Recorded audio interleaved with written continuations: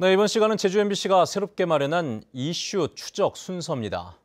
오늘 그 첫 순서로 지난 4월에 발생했던 조종사 한 명이 사망한 열기구 추락 사고를 좀 더 깊이 있게 들여다보겠습니다. 당시에 사고 직후 비행구역이 사업 허가가 가능했던 지역인가에 대해서 논란이 많았었는데요. 이번에 저희가 사업 승인 주체인 항공청이 검토했던 보고서를 단독으로 입수해서 살펴봤습니다. 그런데 그 과정을 보면 3차례에 걸쳐 불어되다가 4번째 가서 허가가 됐는데 그 과정이 석연치가 않습니다. 김찬년 기자가 취재해봤습니다. 오늘 아침 서귀포시 무령아리 오름 부근에서 관광용 열기구가 갑작스런 돌풍에 추락하는 사고가 발생했습니다.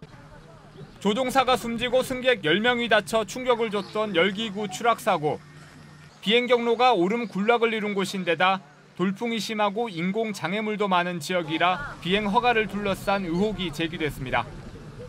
서리라는 좁은 지역에서 기상의 변화가 수시로 일어납니다.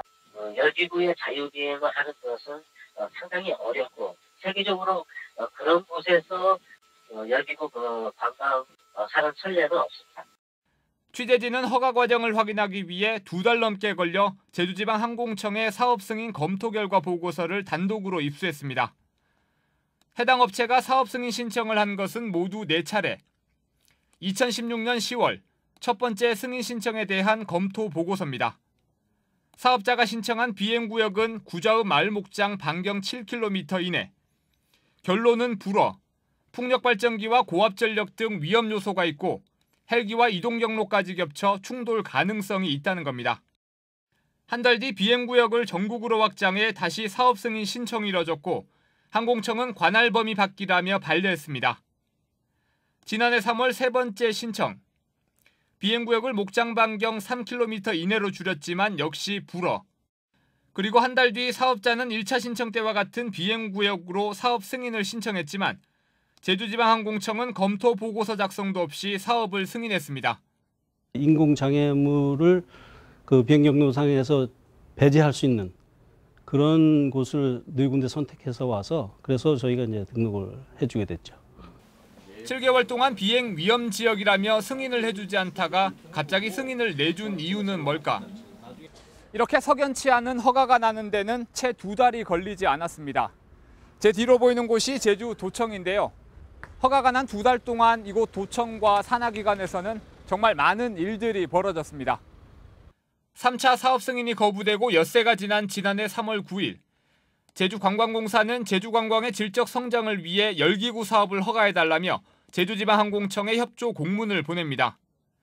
그리고 열흘 뒤 원희룡 지사는 제주도청 간부들이 참석하는 주간 정책회의에서 체험관광 활성화에 관계부서가 나서라며 열기구 사업을 언급합니다.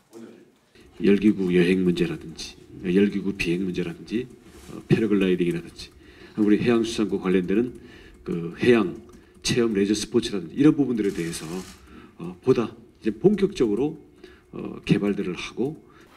같은 날 오후 원 지사는 제주지방항공청장과 담당 과장을 집무실로 불러 개인 면담도 갖습니다. 이후 열기구 사업자는 4번째 사업 승인 끝에 엿새 만에 허가를 받았습니다. 원 지사는 SNS를 통해 본인의 노력을 공개적으로 언급했지만 논란이 되자 해당 글은 삭제했습니다. 사업 승인이 나고 1년이 채 안 돼 열기구 사고가 발생했고 국토부는 사고 발생 석 달이 지났지만 사고 원인 발표를 미룬 채 열기구 비행 규정만 강화했습니다. 국토교통부는 올해 말쯤 사고 원인에 대한 조사 결과를 내놓을 예정입니다. 현재 의혹이 제기된 인허가 과정에 대해서도 조사하고 있다고 밝혀 어떤 결과가 나올지 주목됩니다. MBC 뉴스 김찬년입니다.